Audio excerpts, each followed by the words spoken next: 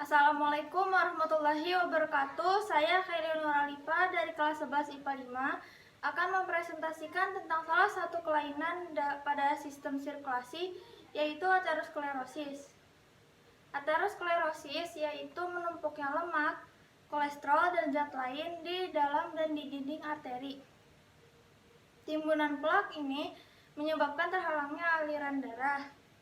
Jika pecah, gumpalan plak akan mengakibatkan oklusi akut arteri. Aterosklerosis sering tidak memiliki gejala sampai plaknya pecah atau penumpukannya cukup parah. Etiologi pasti aterosklerosis belum diketahui. Ini merupakan suatu proses kompleks yang melibatkan berbagai faktor. Tetapi terdapat dua etiologi yang dipercaya yang menjadi dasar terjadinya aterosklerosis, yaitu kerusakan endotel dan stres oksidatif akibat tingginya kadar low density lipoprotein atau LDL. Penyakit ini dimulai saat terjadinya kerusakan atau cedera pada lapisan dinding arteri.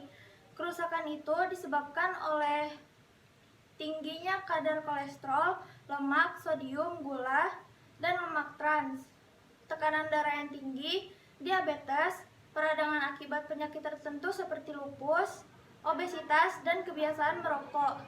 Dalam banyak kasus, orang yang mengalami aterosklerosis tidak mengeluhkan gejala hingga pembuluh darahnya tersumbat hingga 40%. Gejala juga tergantung di mana pembuluh darah yang tersumbatnya. Aterosklerosis dibagi menjadi 4, yaitu yang pertama ada aterosklerosis pada jantung. Aterosklerosis pada jantung mengakibatkan serangan jantung dan jantung koroner. Kedua gangguan tersebut menimbulkan gejala seperti nyeri dada seperti ditekan atau diremas, nyeri atau tekanan pada pundak, lengan, rahang, dan punggung, gangguan irama jantung atau aritmia, sesak nafas, berkeringat, dan gelisah. Yang kedua ada aterosklerosis pada tungkai. Aterosklerosis pada area tungkai ini merupakan penyakit aterosklerosis yang dapat menyebabkan penyakit arteri perifer yang ditandai dengan gejala seperti nyeri, kram, hingga mati rasa pada area lengan maupun tungkai, nyeri saat berjalan dan mereda saat beristirahat atau disebut juga dengan claudicatio intermittent, tungkai bagian bawah berasa dingin, dan luka di jempol atau telapak atau kaki yang tidak kunjung sembuh. Yang ketiga ada aterosklerosis pada otak. Aterosklerosis pada otak menyebabkan pembuluh darah di otak tersumbat yang dinamai dengan stroke.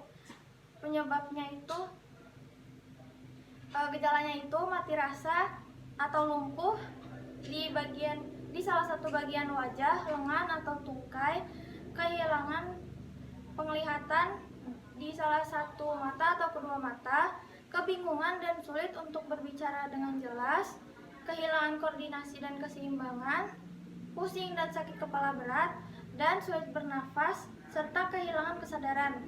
Yang terakhir ada aterosklerosis pada ginjal. Aterosklerosis pada ginjal menyebabkan gagal ginjal yang menimbulkan gejala seperti jarang buang air kecil, terus-menerus merasa mual, merasa sangat lelah dan mengantuk, tungkai membengkak, bingung dan sulit berkonsentrasi, sesak nafas, serta dada terasa nyeri. Patofisiologi aterosklerosis terjadi akibat proses kronik dari lesi dinding arteri. Terjadinya lesi arteri ini berhubungan dengan retensi lipid di tunika intima oleh matriks proteoglikan yang menyebabkan modifikasi dan inflamasi arteri. Proses terbentuknya aterosklerosis dibagi menjadi 4, dibagi menjadi 3, yaitu formasi Petistrix, formasi ateroma, dan ateroma dinding tipis dan trombosit.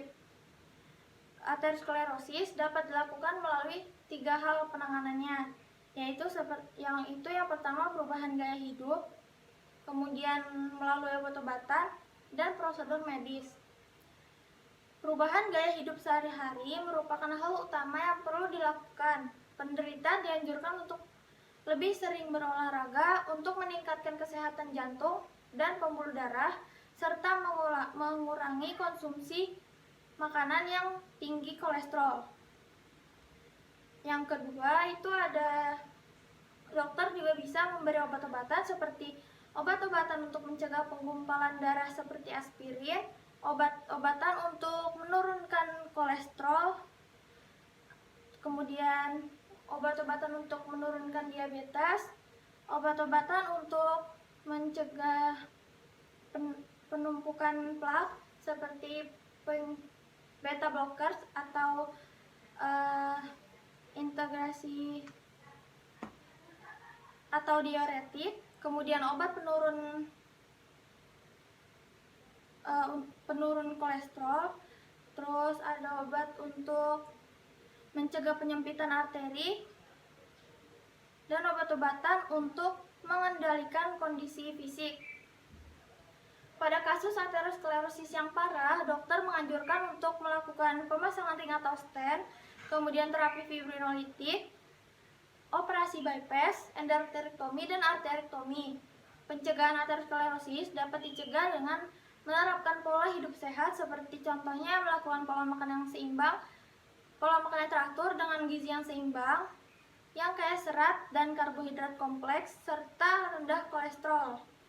Kemudian berhenti atau mengurangi konsumsi alkohol, berolahraga selama 30 menit per hari, minimal 5 hari per minggu, berhenti merokok, kemudian menjaga berat badan dalam rentang ideal, tidur yang cukup, dan mengelola stres dengan baik seperti relaksasi atau meditasi. Sekian dari saya, kurang lebihnya mohon maaf, terima kasih. Wassalamualaikum warahmatullahi wabarakatuh.